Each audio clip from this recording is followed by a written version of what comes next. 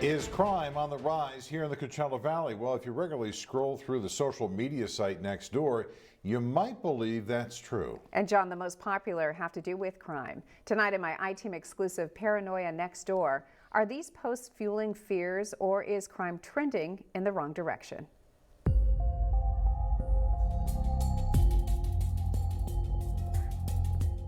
Scam!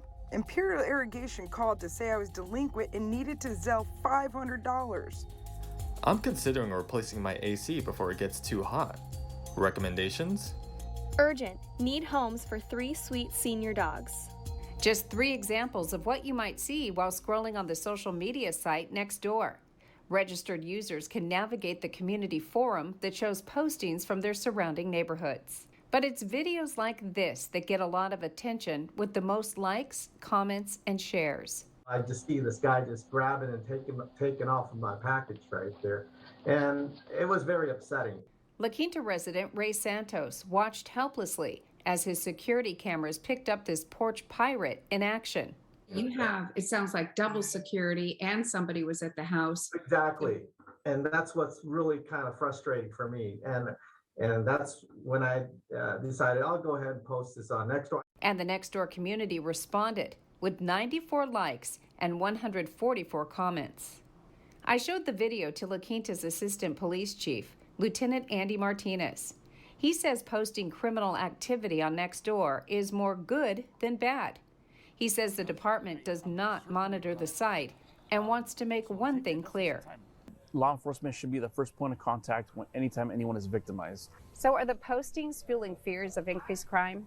You know, I think in a sense it may, and it likely does, only because many people will never be victims of crime.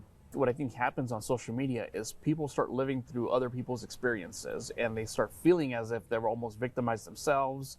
And because a social media post can live on without an update, seeing it over and over again, he says, can continue to trigger fear.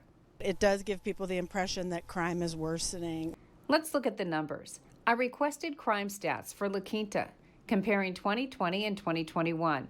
These are the most frequent types of calls and what we see posted on Nextdoor. There were 26 fewer illegal shooting calls in 2021 compared to 2020. 12 less firework calls in 2021. 0 shots calls compared to 3 in 2020. There were 3 more car break-ins in 2021, and an uptick in mail theft in 2021 compared to the year before. According to Lieutenant Martinez, during the height of the pandemic, there was a shift in the types of crimes in the La Quinta community. Violence within the home increased slightly for that period of time when we saw the decrease in property-related theft and crime.